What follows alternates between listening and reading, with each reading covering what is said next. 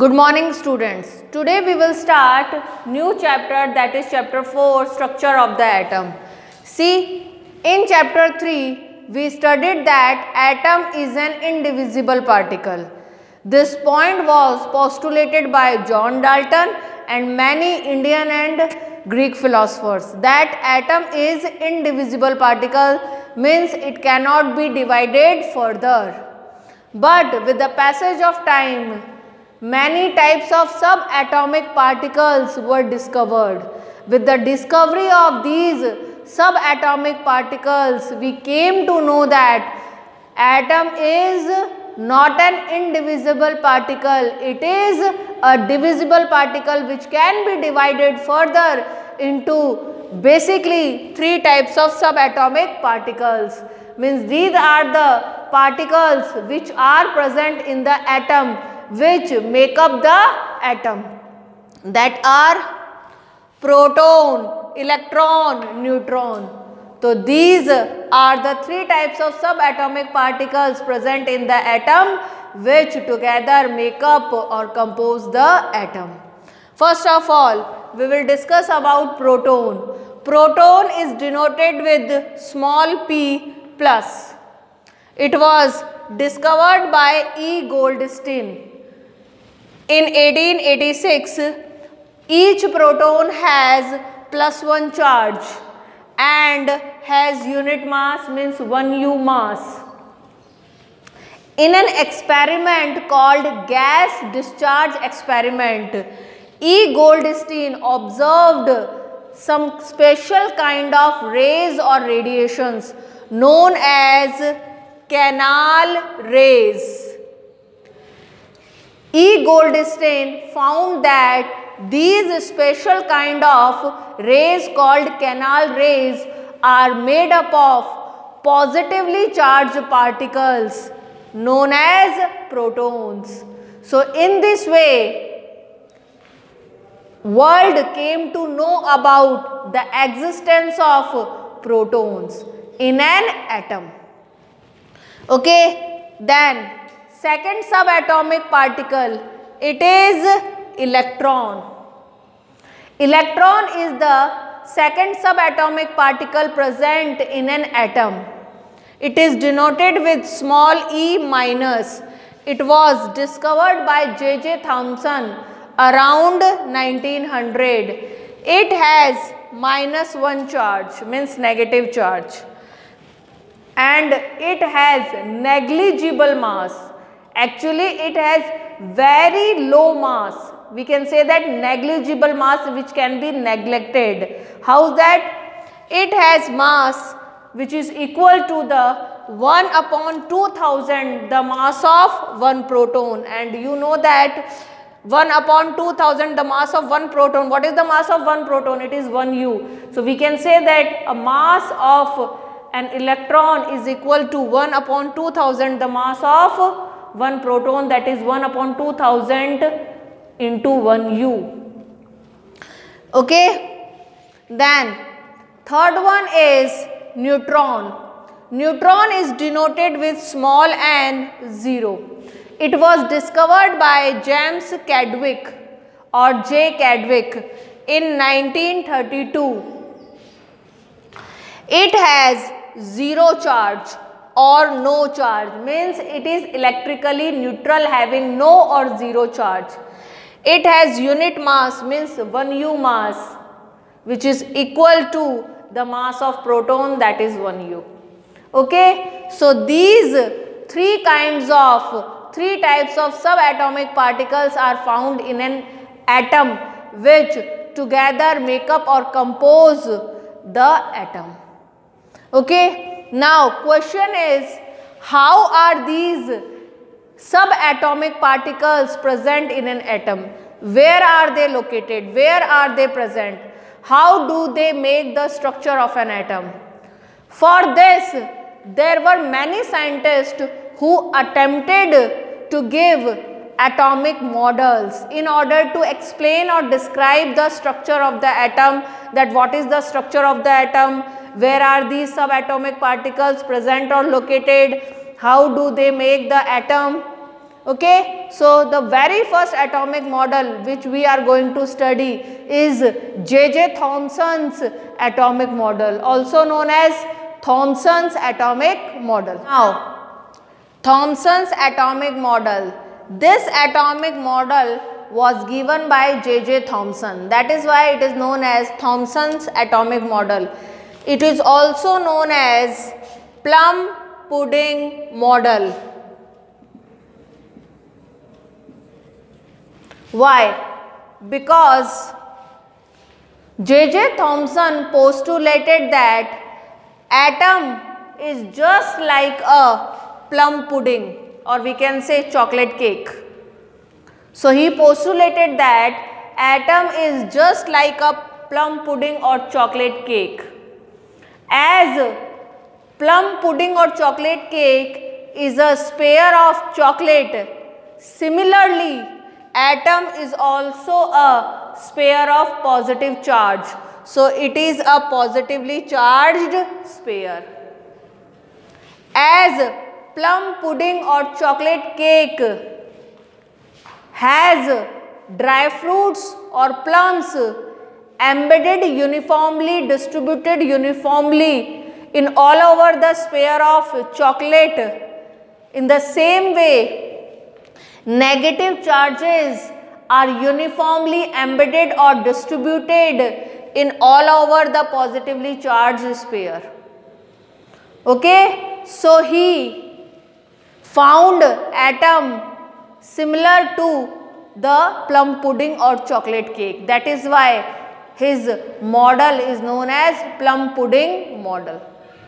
Okay, now he also postulated that the magnitude of positive and negative charges are equal to each other. So they cancel each other, nullify each other, and net charge on the atom is 0. That is why atom is electrically neutral. So this is Thomson's atomic model. Now there is a drawback of Thomson's atomic model. What is that drawback? This model could not explain the results of the experiments carried out by other scientists. So other scientists carried out many experiments. So whatever the results of that experiment came that were not described or explained on the basis of Thomson's atomic model, it means this model has some drawback. That is why it was rejected. Now, Rutherford's atomic model. Before studying Rutherford's atomic model, we must know what is the experiment carried out by Rutherford. E. Rutherford, or we can also call him Ernst Rutherford, okay, or simply Rutherford. He carried out an experiment known as alpha particle scattering experiment. For this experiment, he took a very thin gold foil.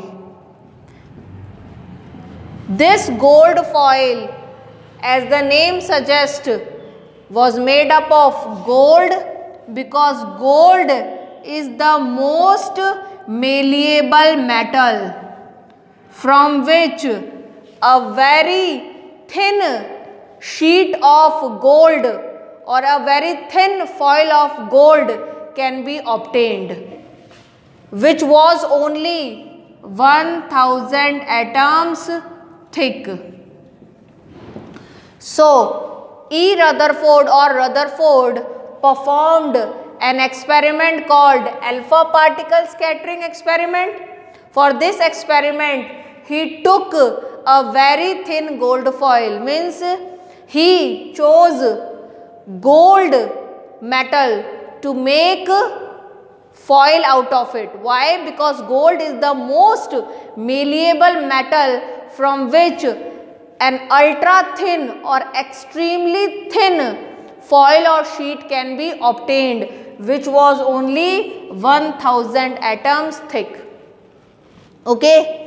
Then he bombarded alpha particles on that gold foil.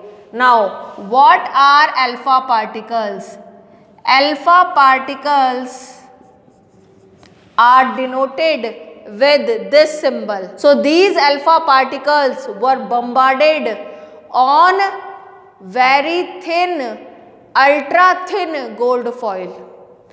Alpha particles are actually helium ions having +2 charge and 4u mass. Helium ions are known as alpha particles. So, these doubly charged of 4u mass helium ions are known as alpha particles, which bombarded on this thin or extremely thin gold foil.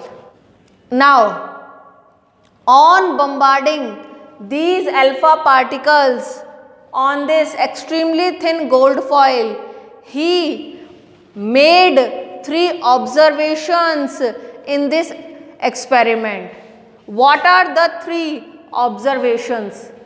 First observation, Rutherford observed that most of the alpha particles were passing straight. See. So, most of the alpha particles were passing straight through the gold foil. So, what was the first observation of Rutherford in alpha particle scattering experiment? That is, most of the alpha particles were passing straight through the gold foil.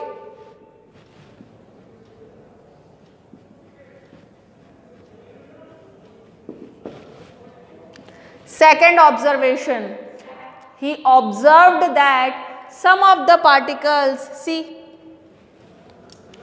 were deviating from their path, were deflecting from their path. See, these particles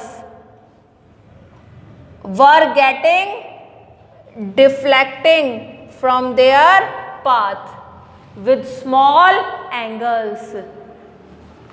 They were supposed to go like this in this path, but these particles were deflecting or deviating from their original path with small angles. So, second observation was some of the alpha particles were deviating or deflecting from their original paths with small angles. Third observation. What was the third observation? He observed that 1 out of 20,000 particles, in your book it is given 12,000 particles, it is misprinted. So, remember this point, 1 out of 20,000 alpha particles was rebouncing back. So, 1 out of 20,000 alpha particles was rebouncing back. It means out of 20,000 particle, there was 1 alpha particle which was reflecting back, which was rebouncing back, which was reflecting from its original path by the angle 180 degree. Okay. So, it means it was striking to a specific part of the atom in the gold foil from where it was just reflecting back, rebouncing back and returning back along the original path with 180 degree. Okay, so these are the 3 observations which he recorded while doing alpha particle scattering experiment. Again I am going to recall it. First, most of the alpha particles were passing straight. Second, some of the alpha particles were deflecting or deviating from their original path with small angles. And last but not the least, 1 out of every 20,000 particles was just rebouncing back, was just returning back along the same original path with the 180 degree. Okay. Now, from these observations, what did he conclude? So now it's time to extract out the conclusions from these observations, which Rutherford also extracted.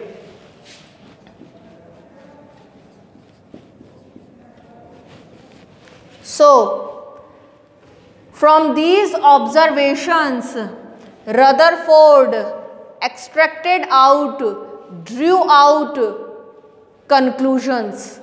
What were the conclusions? First, in very first observation, he recorded that most of the alpha particles were passing straight. It means most of the space in the atom is empty. That is why most of the particles were not facing any trouble or difficulty or hurdle in their path. So they passed straight throughout the gold foil.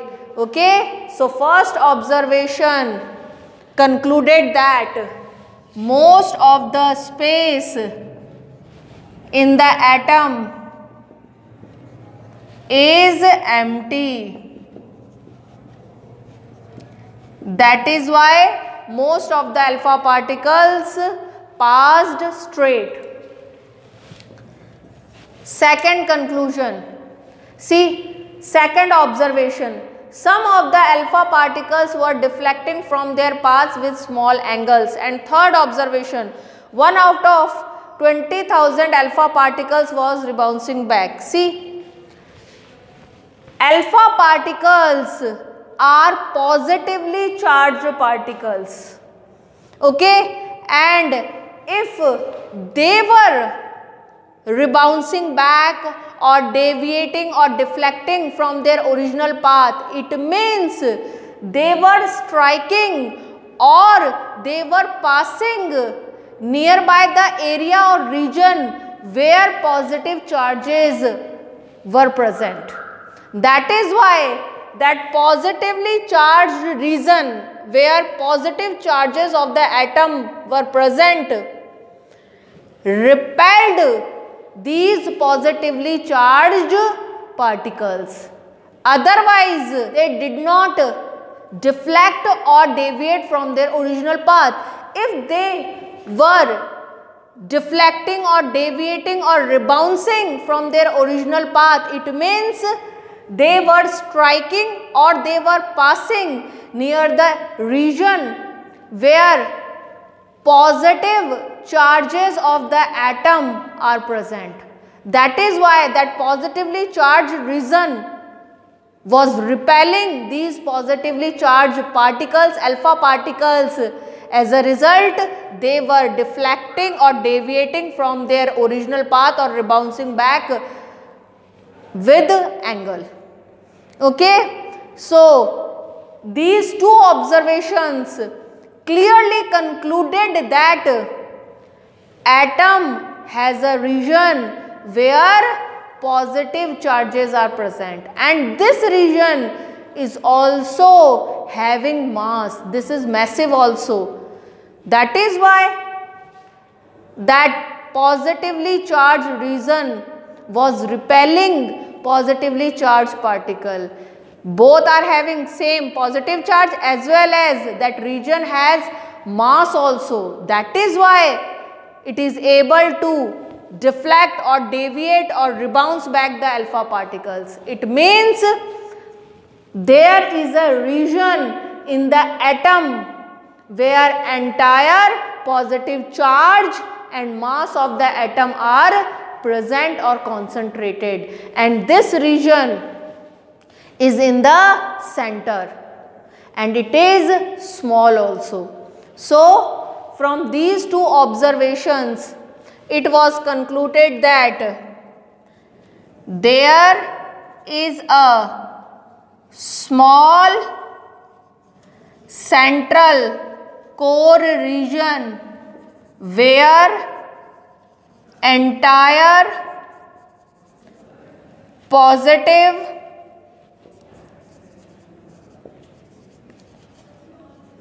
charges and mass of the atom are concentrated or present. This part was termed nucleus. So, Rutherford coined the term nucleus to the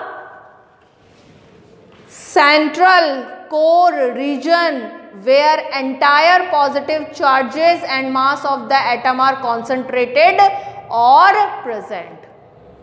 Okay. Third conclusion. What is the third conclusion? See, in second and third observation, it is clearly indicated that some of the alpha particles were deflecting or deviating from their original path with small angles, and only 1 out of 20,000 particles was rebounding back. It means these particles were striking or passing nearby that central core part called nucleus where entire positive charge and mass are present, which was repelling these positively charged alpha particles. Okay, but these alpha particles which were deflecting or deviating or was rebounding back, these are few in number. It means few of the particles were striking or passing nearby that region. What does it mean? It clearly shows that region is very small, that nucleus is very small. That is why only few or very few particles were striking or were passing nearby it. Okay, that is why they were deflecting or rebounding back. So, observation 2 and 3 clearly indicates that central core region where entire positive charge and mass of the atom are present, known as nucleus, is very small as compared to the size of whole atom. So, third conclusion, the size of nucleus is very small as compared to that of atom. It is just like a ball in the whole cricket stadium. Okay, that entire cricket stadium is the atom, and at its center a ball is placed, that is its nucleus. Okay, so these were the conclusions drawn by Rutherford from the observation which he recorded in alpha particle scattering experiment, and from these conclusions he gave his atomic model called Rutherford's atomic model, which postulated same points, that is most of the space in the atom is empty. Second, there is a small central core region inside the atom where entire positive charge and mass of the atom are present, known as nucleus. Third, the size of nucleus is very small as compared to the size of the atom. This is all for today. Thank you. Have a nice day.